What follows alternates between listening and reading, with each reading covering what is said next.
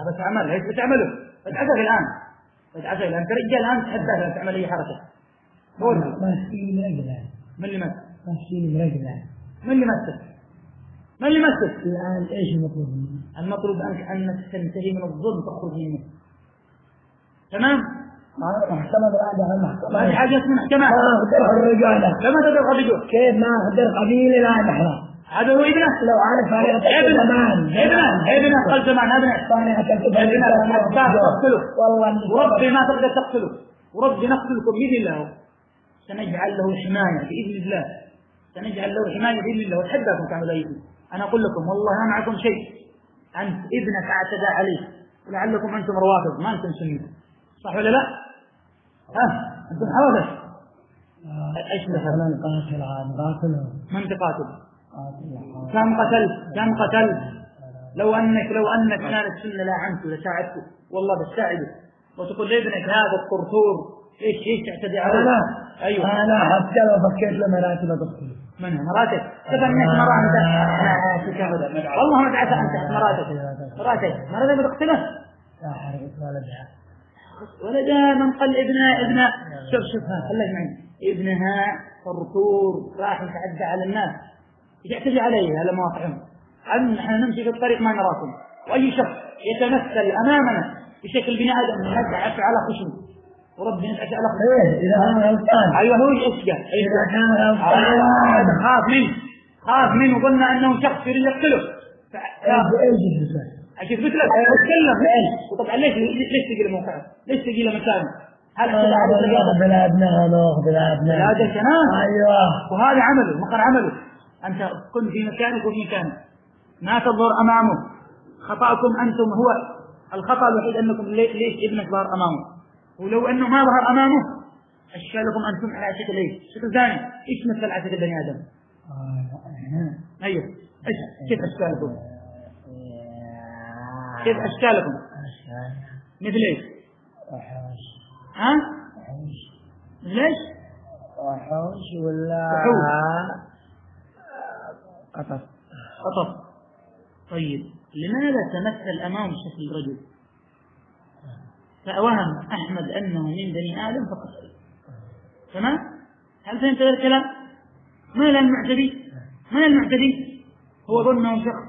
أحمد كلمني قال أحمد. إيش قال لك؟ كلمني أنا قال لي أتكلم. أيوة والله ما اعتدى عليه.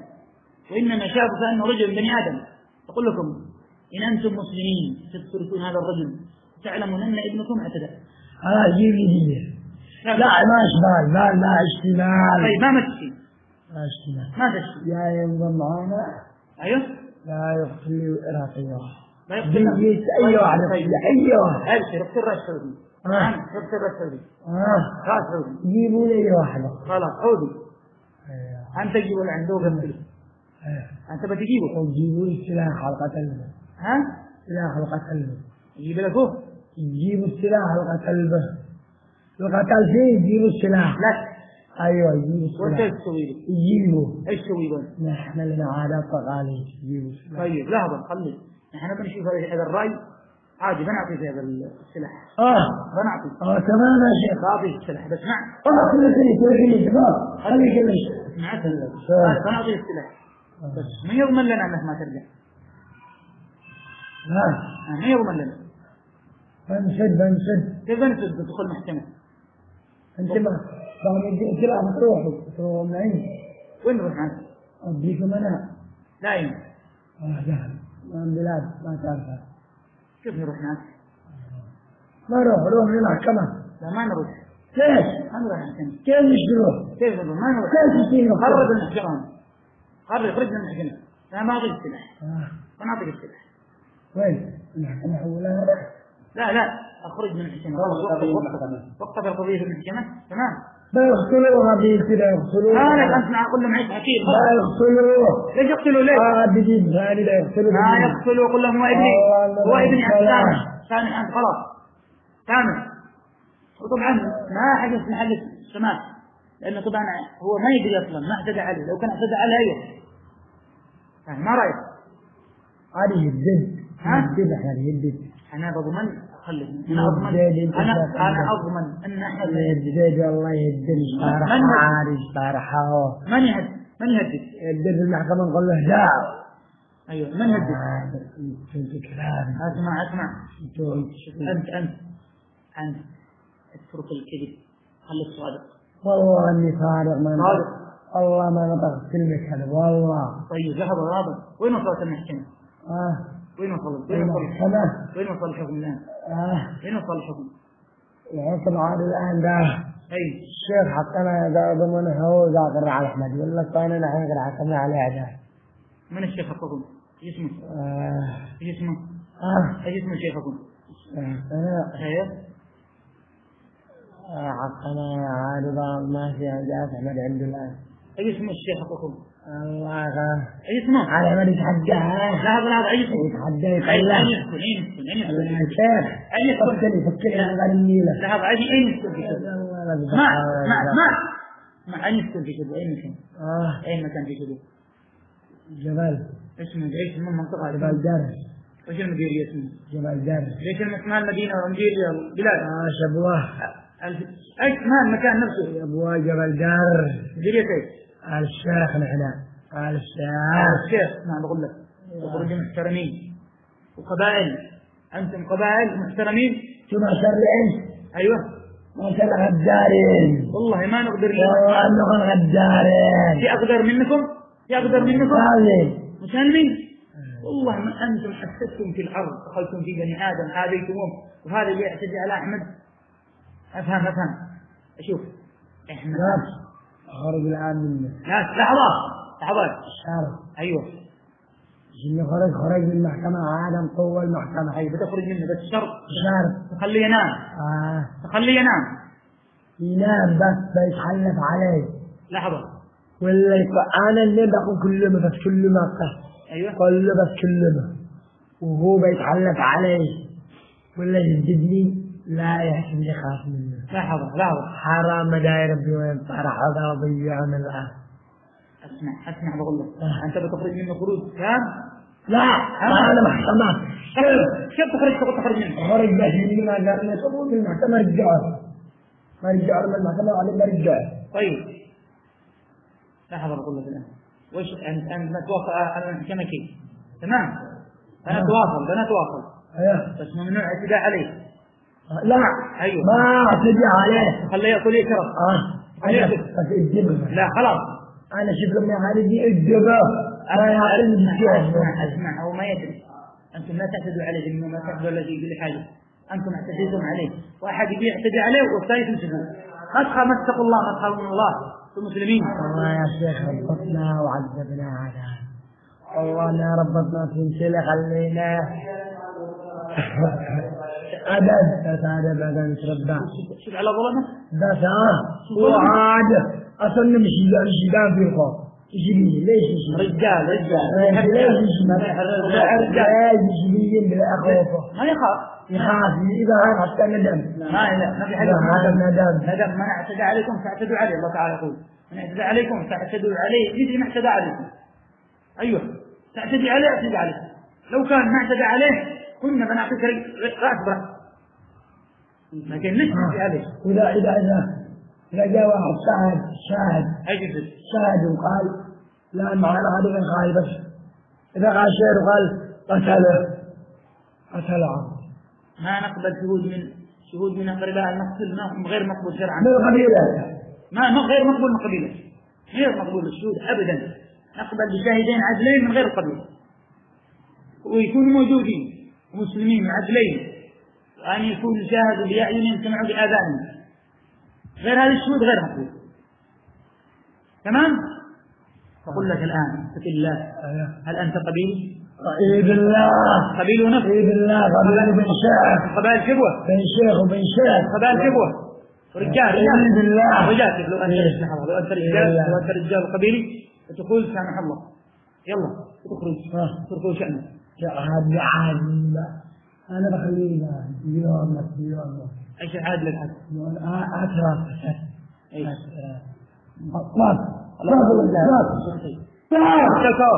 ايش بتقول؟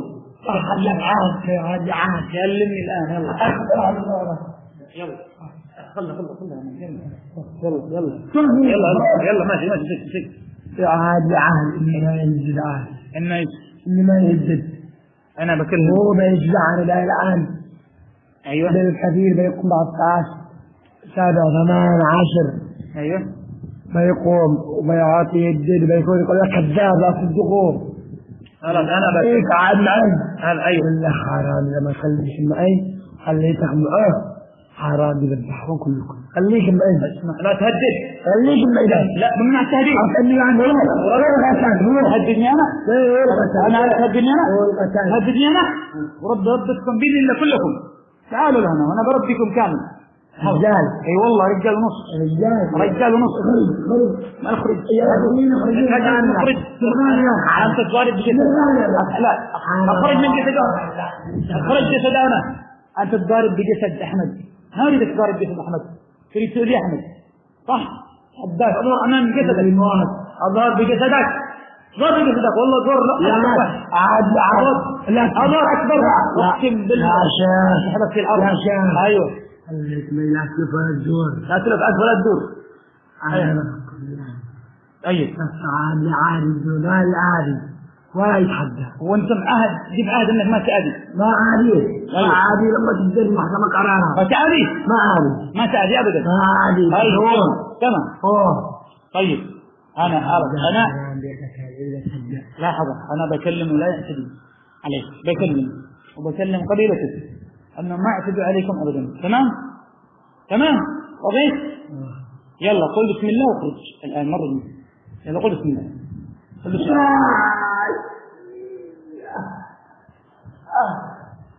الله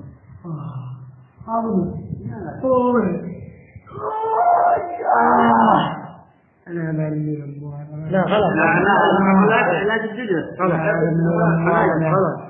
بسم الله الرحمن الرحيم. الحمد لله والصلاة والسلام على رسول الله وعلى آله وأصحابه وسلم تسليما كثيرا مزيدا إلى يوم الدين.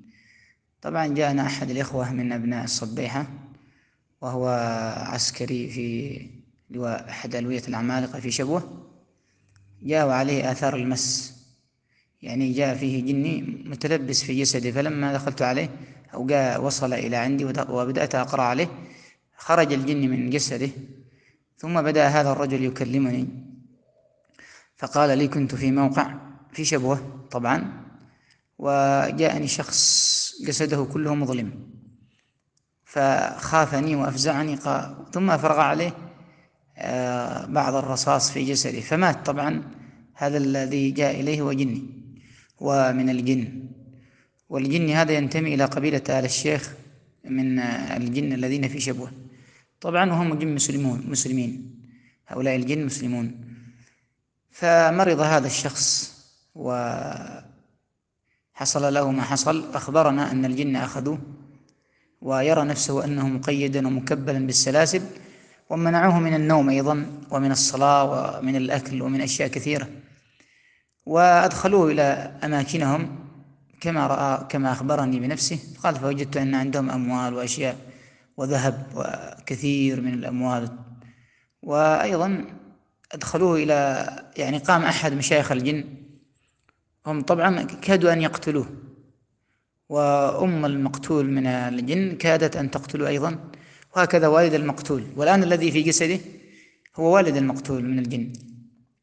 طبعا قام أحد مشايخ الجن المسلمين في شبوة ودافع عنه وقال ندخلهم محكمة، ودخلوا في المحكمة وما زال الحكم الآن ساري، وهناك من الجن من يدافع عنه.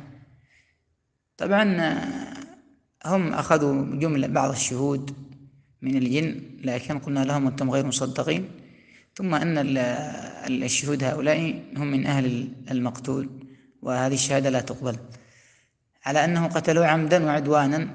طبعا هذا الجن بينت له أنا، قرأت على المريض فبعض الآيات واستدعيت وقرأت أن الجن يحضر. كان الجن قريب من جسده، فحضر الجن وتكلم على لسانه وقال هو قتل ولدي وأنا سأقتله وأقتل كذا. وطبعا حصل حوار، سنرسل إن شاء الله بعض من هذا الحوار. وحصل أن الجن قال أدبناهم في النوم وفي كذا وكذا لأنه اعتدى على ابنه وقتله، فبينت له أنه ما اعتدى عليه، وإنما الجن يتمثل بشكل مخيف وبشكل بني آدم، وخاف هذا الرجل أن هذا يقتله فبدأ به، فأنتم معتدون. وحاورنا على مسألة أن هذا خطأ من عندكم، وقال لا بد من تقديم رأس، قال رأس برأس، يعني يريد قصاص أو يأخذون شخص آخر يقتلون عليه أحد، يقتلون عليه أولادي إخواني أو أي أحد.